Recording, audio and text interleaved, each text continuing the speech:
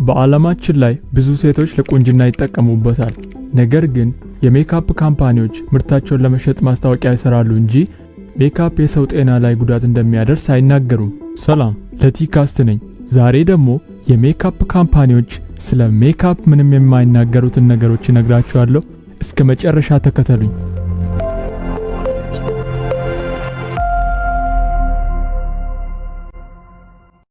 በመጀመሪያ ላይ ማወቅ ያለባችሁ ነገር ቆዳችን ልክ እንደ ስፖንጅ ነው። ቆዳችን ላይ የምንቀባ ነገሮች ቀጥታ ወደ ውስጣዊ ሰውነታችን ይገባል ማለት ነው። ልብ ብላችሁ ካያችሁ ሎሽን እጃችሁ ላይ ስትቀቡ ወዲያው ነው ከእጃችሁ ላይ የሚጠፋው። ምክንያቱም ቆዳችን እንደ ስፖንጅ ወደ ውስጥ ስለሚጠጣ ነው። ሜካፕ የምትጠቀም አንድ ሴት በየአመቱ 1.8 ኪሎ ግራም እና 6 አውንስ ኬሚካል ወደ ውስጣዊ ሰውነቷ ይገባል ማለት ነው። 1.8 ኪሎ ግራም ምን ያህል ብዙ ነው ብላችሁ ካሰባችሁ 1.8 ኪሎ ግራም ይሄንን ይመስላል። ብዙ ኬሚካል ወደ ውስጣዊ ሰውነቷ ይገባል ማለት ነው። እንዲሁም በየቀኑ 515 ኬሚካሎች ከሄር ስፕሬይ፣ ከፋውንዴሽን፣ ከብለሽ፣ ከኮንዲሽነር፣ ከሻምፑ፣ ከዲዮድራንት፣ ከቦዲ ሎሽን እና በጣም አደገኛ የሆነው ከጥፍር ቀለም ማስለቀቂያ ቆዳችሁ ላይ ይቀመጣል ማለት ነው። ከዛም በኋላ ወደ ውስጣዊ ሰውነታችሁ ይገባል። ከነዚህ 515 ኬሚካሎች አብዛኛዎቹ ካርሲኖጄኒስ ናቸው። ካርሲኖጄኒስ ማለት ለካንሰር ተጋላጭነት የሚጨምሩ ንጥረነገሮች ማለት ነው።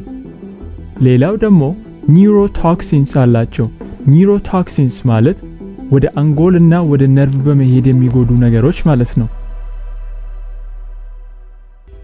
ይሄ ብቻ አይደለም። ኢንዶክራይን ዲስራፕተሮች ውስጥ ያሉ የተለያዩ የኢንዶክራይን ግላንድ እንደ ፓንክሪስ፣ አድሬናሊን ግላንድ፣ ኦቫሪ እና የመሳሰሉ የሚጎዱ ኬሚካሎች ሜካፕ ውስጥ ይገኛል። ይሄንን አስታውሱ። የሜካፕ ኬሚካሎች በውስጣችን ጉዳት በመፍጠር ከዛ ደግሞ ውጫዊ ጉዳቶችን ያስከትላሉ ማለት ነው።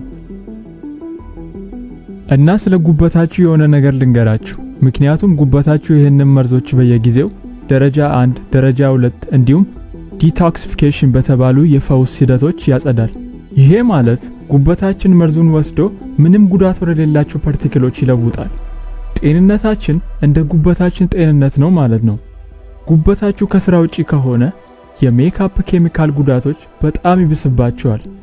ስለዚህ ለጤናችሁ ስትሉ ማድረግ ያለባችሁ ነገር በእርግጥ ውድ ቢሆንም የበለጠ ተፈጥሯዊ ወይም ኦርጋኒክ የሆኑ ሻምፑ፣ ኮንዲሽነር ወይም የመሳሰሉ ሜካፖችን ተጠቀሙ። ገንዘብ ሴቭ ለማድረግ ብላችሁ ርካሽ ሜካፖችን አትጠቀሙ። ርካሽ ሜካፕ ብትጠቀሙ ከሆነ ከባድ ጉዳት ያደርስባችኋል። ኦርጋኒክ የሆነ ኮስሜቲክስ ወይም ሜካፕ እንዴት ማወቅ ይችላሉ ካላችሁ የምትጠቀሙ ሎሽን ለምሳሌ ከኮኮናት ዘይት የተሰራ ከሆነ በጣም ጥሩ ነው ማለት ነው። ነገር ግን በማንኛውም ኮስሜቲክስ ውስጥ አንዳንድ ኬሚካሎችና አልኮሎች ካሉ እንዳትገዙት። ሌላኛው ደግሞ ክሪስቶፈርስ ቬጂቴብልስ ወይም የክሪስቶፈር አትክልቶችን እንደነ ብሮኮሊ፣ ካቤጅ ወይም ጎመን፣ ብረሰልስ ስፕራውትስ እና በክቾይ የመሳሰሉ አትክልቶችን በመጠቀም ዲቶክስ ማድረግ እንችላለን ማለት ነው። እንግዲህ እነዚህ አትክልቶች ጉበታችን እነዚህን የሜካፕ መርዞች እንዲሰባብሩ ይረዳል። እንግዲህ እነዚህ አትክልቶች በተፈጥሮ ተጽዕኖ ሳይኖራቸው ዲቶክስ ለማድረግ የሚረዱና ቆዳችሁ በጣም የሚያምር እንዲሆኑ የሚያደርጉ ብዙ የተመጣጠነ ምግብ ያላቸው በጣም ልዩ የሆኑ አትክልቶች ናቸው ማለት ነው። ሌላኛው ደግሞ በቂ ጮማ መብላት መቻል አለባችሁ። ምክንያቱም ቆዳችን የጮማ ሽፋን ስላለው በጤናማ ጮማ መተካት አለብን። ይሄንን ጮማ የምናገኘው ለምሳሌ ከኮኮናት ኦይል፣ ከአሳ፣ ከአቮካዶ፣ ከለውዝ፣ የወይራ ዘይትና የመሳሰሉ ምግቦች ውስጥ ልናገኝ እንችላለን ማለት ነው። ይሄንን ቪዲዮ ሜካፕ ለሚጠቀሙ ሁሉም ሰዎች ሼር አድርጉ። እንደዚህ አይነት አስተማሪ ቪዲዮዎችን ማየት ከፈለጋችሁ ሰብስክራይብ አድርጋችሁ አበረታቱኝ። አመሰግናለሁ።